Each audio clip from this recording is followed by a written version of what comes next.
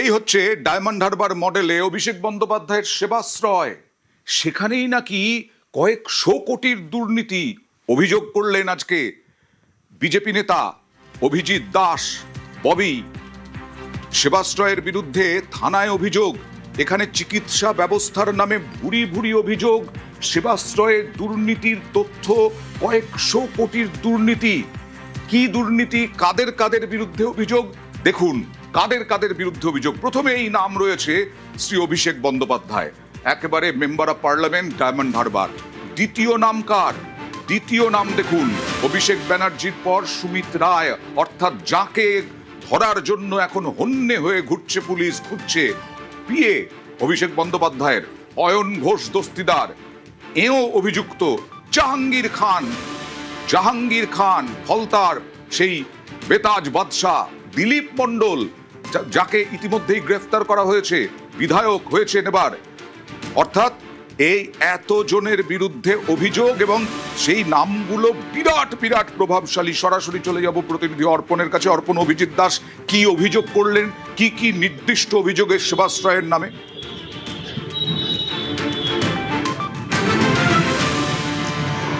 তুমি জানো দক্ষিণ 24 পরগনা সেবাশ্রয় এবং ডায়মন্ড হারবার মডেল যা পশ্চিমবঙ্গের কাছে তুলে ধরার চেষ্টা করেছিলেন সাংসদ অভিষেক বন্দ্যোপাধ্যায়। তিনি একবার নয়, দ্বিতীয় ফেজ, সেকেন্ড ফেজের যে তিনি চিকিৎসা ব্যবস্থা এনেছিলেন এবং সেবাশ্রয়, সেটি নিজের উদ্যোগে, এবং তিনি বারে বারে বলেছিলেন সরকার আগামী দিন ভাববে যে এই সেবাশ্রয় সর্বত্র চালু করা যায় কিনা।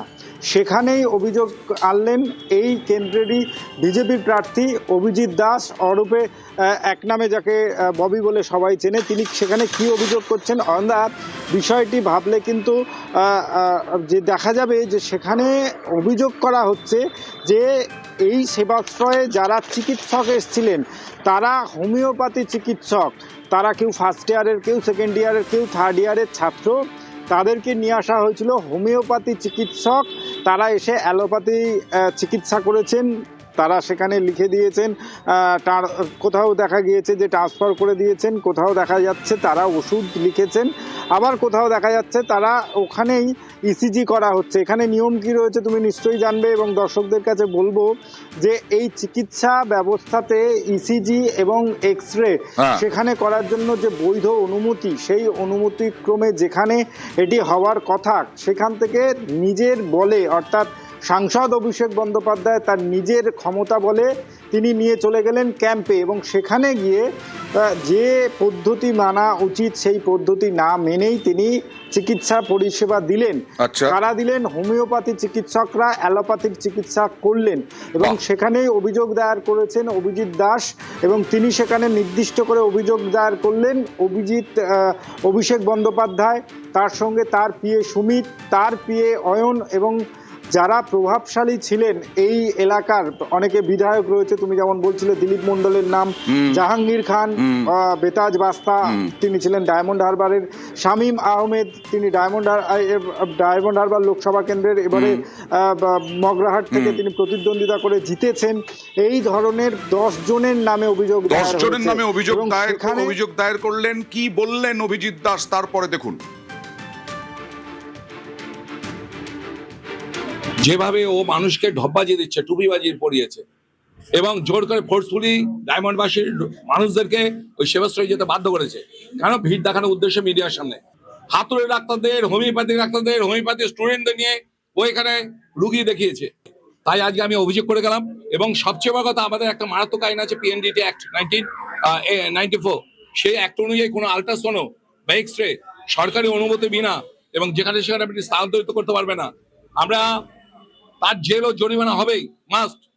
আমরা অভিষেক ব্যানার্জি এবং আত্মসহায়ক সুমিত রায় যে অর্গানাইজার ছিল, এবং তার যে আবার আত্মসহায়ক অয়ন ঘোষ দস্তিদার, তার নামে করা আছে।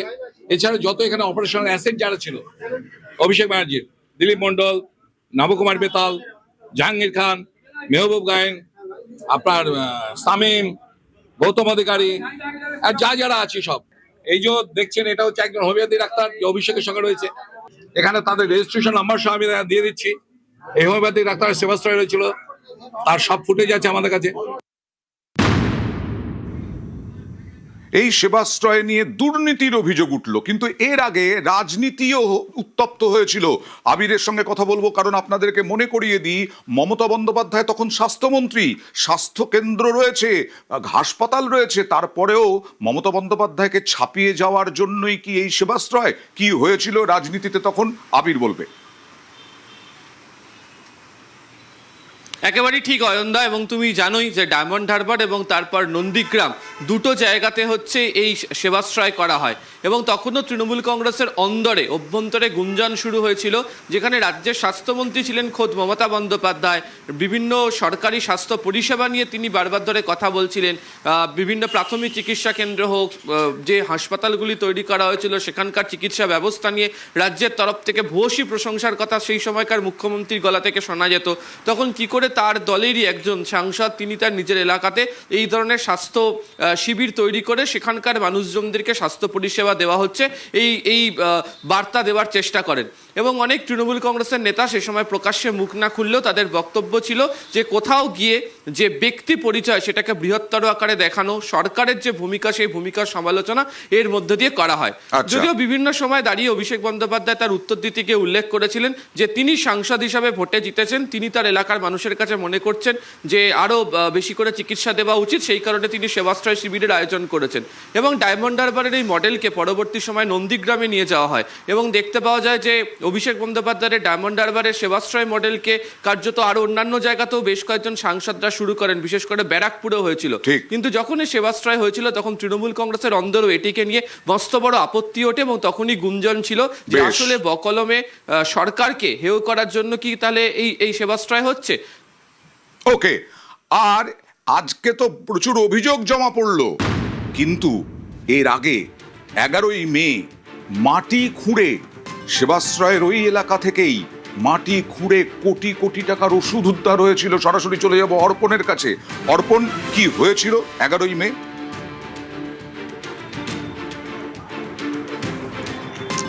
দেখো, একাধিক অভিযোগ ছিল এই ডায়মন্ড হারবারের বিভিন্ন প্রান্ত নিয়ে, যার মধ্যে ফলতা বিধানসভা কেন্দ্রে 11 তারিখে বিজেপির বেশ কয়েকজন কার্যকর্তা তারা অভিযোগ করেন যে সেখানে এই সেবাশ্রয়ের ওষুধ মাটির মধ্যে পুঁতে দেওয়া হয়েছে।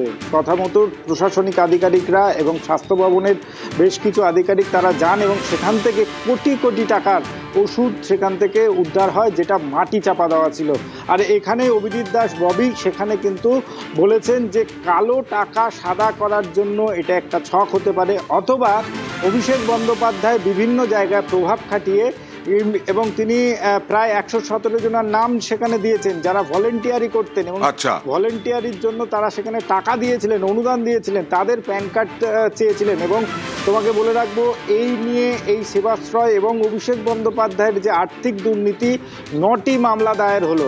টোটাল দক্ষিণ 24 পরগনার জেলার মধ্যে ডায়মন্ড হারবারের যে লোকসভা কেন্দ্র সেখানে 9টি মামলা দায়ের হলো শুধুমাত্র অভিষেক বন্দ্যোপাধ্যায় এবং যারা বিভিন্ন ভাবে এই অভিষেক বন্দ্যোপাধ্যায়ের সঙ্গে জড়িত ছিলেন তাদের নামে 9টি মামলা আজ পর্যন্ত দায়ের হলো। এবং ইতিমধ্যেই দেখা গিয়েছে যে বিভিন্ন ক্ষেত্রে, তুমি জানবে সারদা গার্ডেনে যে মাটির ঘটনা আমরা এনেছিলাম প্রকাশ্যে, প্রথম নিউজ 18 বাংলা দেখায় একেবারে 9টি মামলা দায়ের হলো। এবার সেবাশ্রয় নিয়ে আর কত বড় পদক্ষেপ করবে পুলিশ সেটাই এখন নজরে রাখতে হবে।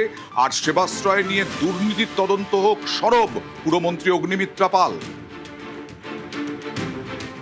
তদন্ত করা হোক, কারণ অভিষেক ব্যানার্জি, মমতা ব্যানার্জি এবং টিএমসি কত রকমের যে দুর্নীতি করেছেন, কত রকমের চুরি, কত রকমের যে মানুষকে ঠকানো, যে একটা হোমিওপ্যাথি ডাক্তার কি করে অ্যালোপ্যাথি মেডিসিন দেবে, এবং সেই সেবাশ্রয়ে এ নিয়ে কত নাটক, কত অ্যাডভার্টাইজমেন্ট, মানে হোর্ডিং এর পর হোর্ডিং, এটা তো কমপ্লিটলি ক্রাইম। হোমিওপ্যাথি ডাক্তারকে দিয়ে আপনি হোমিওপ্যাথি ওষুধ দিন, কিন্তু আপনি হোমিওপ্যাথি ডাক্তারকে দিয়ে কি করে অ্যালোপ্যাথি ওষুধ দিতে পারেন? এগুলো তো খুবই অন্যায়, এবং তদন্ত হোক, শাস্তি হোক অভিষেক ব্যানার্জি, মমতা ব্যানার্জি যদি তারা এইসব বিষয়ে দোষ করে থাকেন। নব তৃণমূলের নেতা ঋতব্রত বন্দ্যোপাধ্যায়, তাঁরও নিশানায় অভিষেক বন্দ্যোপাধ্যায়। সেবাশ্রয় ও ফুটবল ক্লাব নিয়ে তদন্ত দাবি।